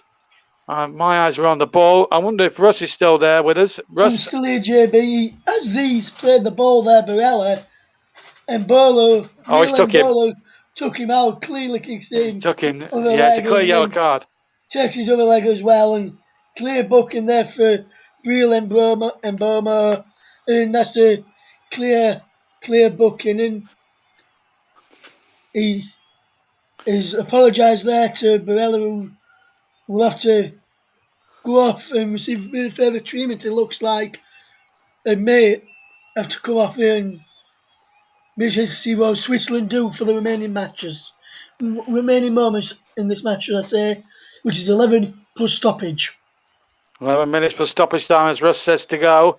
79 gone, and well, he's up on his feet, I'm pleased to say, and he's limping, and he's rinsing a little bit in pain, but the old magic sponge and the old spray will certainly will see him right as rain, I'm sure. I don't think it's too serious, and it was a challenge really born out of utter frustration really from Embolo's point of view. He's not had the best of games, hasn't been able to add to his goal tally for which he got against Wales, but well, it's Locatelli's night for sure. He had a superb match against the Turks on Friday. Now he's probably bettered it here in Rome again tonight, and of course they play Wales early next week in the final round of group matches, which of course will be played simultaneously, and be interesting to see how that game pans out. And it will be Italy against Wales for what will be the leadership of the group. It will be the gap between the two sides, if it was to stay this way for Italy, would be 2 points between them, and 12 attempts overall for Italy to Switzerland's 5. Just shows how domineering the Italians, statistically, Russ, have really been this evening. They've just been far, far too good for their visitors. They have, JB, and they've deserved this lead, like I've been saying all now. They deserve this lead, and if it was 3, 4, 5, I could even go on to say 6 or 7, no one could really complain, and that's clearly offside. You don't need VAR lines like you do in the Premier League, like we're clearly offside C there, and they can get straight back on with it without a stoppage for VAR. Yeah, apart from that one wicket earlier on, I think VAR in the main has actually been quite decent. Might just teach the people at Stockley Park, who of course do the VAR for the FA Cup and the League Cup and certain League Cup games, and of course the Premier League. There are people talking about VAR being introduced into the Championship a long time soon. I don't think that should be even contemplated, because you look at the amount of money on offer to teams that could go up something like £140 million to teams that go up. I mean, that's going to mean a lot to teams like Brentford and Norwich and Watford, who have just come up from the Championship at the end of it all. I think VAR should stay out, certainly of the Championship, until it's had a couple more seasons in the Premier League to really iron out the snags. But yeah, we haven't. I mean, apart from that one little mistake tonight, I have to say VAR in the tournament thus far has done what it should have done in the Premier League for the last 3 years. Sorted out the decisions and make them obvious decisions, not like the Premier League do, not like the people at Stockley Park do in the Premier League. As Switzerland come charging forward now, looking to try and get themselves a goal back. But it's looking a lost cause now, Russ, with 8 minutes to go. Time really isn't their friend at the moment, is it? No, it's not, JB. Time's not Switzerland's friend. If Switzerland are to get anything out of this, they need to score now and fast. But they're not going to do that with a ball in the box like that, which was too easy for Gianluigi Donnarumma there. Yeah, it was a poor ball.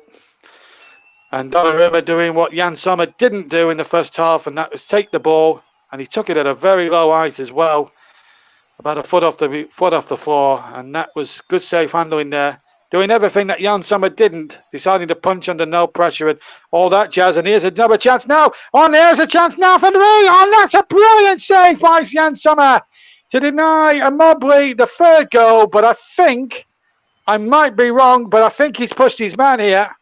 And yes, he has pushed his man. He's pushed the defender there. That was Iachini before he had the shot. And the referee was quite right in that opinion, in that respect, Russ, to give the free kick as Froya comes off and Dribiel So comes on. Yes, he was right to give the free kick and pulled him back, and that's what made him get through. If he had pulled him back, the defender would have got to clear that and tidy it up well. But he forced the save, and it was a fantastic save because he didn't know the free kick was going to come. Yeah, sign of a good goalkeeper, that. And I know we've criticised him a little bit in the first half for his indecision whether to punch or whether to catch. But he certainly made his mind up where he was going to go and kept his eye on the ball. Jan Sommer, it was a great save. But it counted for nothing in the end because the free kick had already been given by the Russian official, the referee, I should say. Michael Ober doing a sterling job, in fact, down on that touchline on the near side and doing a terrific job at the moment. 6 minutes left on the commentary hub and on JB Sports and on Russ's and Mike's YouTube channels. And of course, we're live on Periscope and we're live on Twitter and Twitch as well. 2-0 to Italy. Here comes Switzerland pumping the ball into the penalty area from the far side. They get a second goal here with Widman. And again, turned into traffic. And now Italy now trying to turn away. And that's surely a foul there by Verdi. And surely he's got to be booked. Foul on Federico Chiesa. And a free kick to Italy, which will suit them down to the ground. Silly challenge again. And the Swiss now getting really frustrated. Cristiante and Pessina about to come on. And another player down on the floor there. I think it's cramped, Russ. I think it's Locatelli who's on his haunches. But he's had a great game as we see the 2 goals he scored again. Yes, he has had a good game. And the second goal for me is a pick of the bunch where he used the 2 defenders that is in front of him to drill it back across goal like it's all to do when you're a keeper, to put it in the back of the net. And fantastic performance from him. And his evening is over now. Good performance from him tonight. Absolutely. He's certainly up there in Russ's thoughts per man in the match, which is 3 minutes away He's got 3 minutes left to decide, and he's getting a magnificent ovation by the crowd here at the Olympic Stadium in Rome.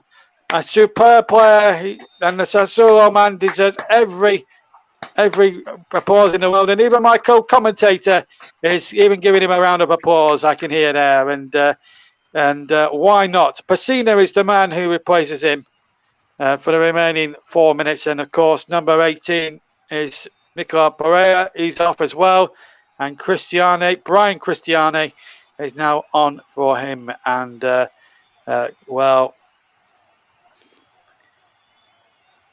you can see how much togetherness the Italians are at the moment. 4 minutes just to put left to go, and Italy now are in cruise control. They've got to be on 6 points now, unless the Swiss pull off the comeback, the mother and father of all comebacks, Russ. And yes, I can't see it happening. Free kick to well given. Yes, free kick fell on Sylvain Widmer there to for Switzerland, and very poor decision play from Federico Chiesa there. Yeah, not something his dad would have approved of. Enrico, brilliant player. Several caps for Italy, of course. Following his dad's footsteps, of course. He played in the 98 World Cup, Enrico Chiesa. Got to the quarterfinals. Lost on penalties to the eventual winners, the hosts France, who kicked off with a superb win over the Germans last night. Germany now are up against it now in that group, with Portugal winning, and they look on the song at the moment, Russ. You feel for the Germans and Joachim Low. I think he's lost his spark in the last 2 or 3 tournaments, hasn't he? Yes, and you'd have thought Germany would have wanted to go out and let him go out on an iron by winning this tournament, but it doesn't look like that's the case. She's going to be leaving at the end of this tournament. Yeah, well, they've got a good replacement in Hansi Flick, of course, who's dominated for the last 18 months with Bayern Munich, winning the European Cup, and of course the Bundesliga and the Cup twice in a row under his stewardship. And he's certainly the next best thing in German football, that's for sure. There was also talk that Jurgen Klopp was going to replace Joachim Low, but that turned out to be false news, as the Italians come forward again, and another one! Nat puts the seal on it, and Mobley gets his goal, and that was even better than the second goal scored by Locatelli. He hit it from something like 30 yards out, right-footed. It's actually gone through Jan Sommer's gloves. He'll be annoyed with himself for that, and it's nestled fantastically for the Italians anyway into the left-hand corner of the net, and that now, Russ, without any doubt at all, is game, set, and match to Italy. 3-0. 2 minutes It is, JB. Game, set, and match. Jan Sommer got hands, fingertips to the ball, as we see from behind the goal here. Fingertips onto the ball, and I think he pushed it into the goal. And that he deserves his goal. Immobile has played well today, but Italy 3-0 up and deserve the win. Could have been at least 4, 5, 6, or even 7 tonight. Well, Russ, I'm now going to give you the opportunity now. The game's wrapped up now. Let's go straight to man in the match. We're in the last minute of the game. I need your views now for man in the match. You're going to make a decision pronto. Yes, my man of the match has already been decided. I decided it in the 84th minute, JB, and that's Manuel Locatelli. I'll explain why in a moment. I can explain now because it's the ball is with Donnarumma, and no danger for the Italians now. Explain the reasons why, Russ. He played fantastically well today in the midfield. He's controlled that midfield today, and yes, I know he's gone off, but controlled the midfield well. Second one for me is pick of his brace that he's got tonight. Could have had more, and his overall gameplay has been impressive, and he deserved. And for me, that's why he's been given man of the match, sponsored by our brilliant sponsors, the commentary services. Yes, a very good, very well-deserved man of the match, as Russ says.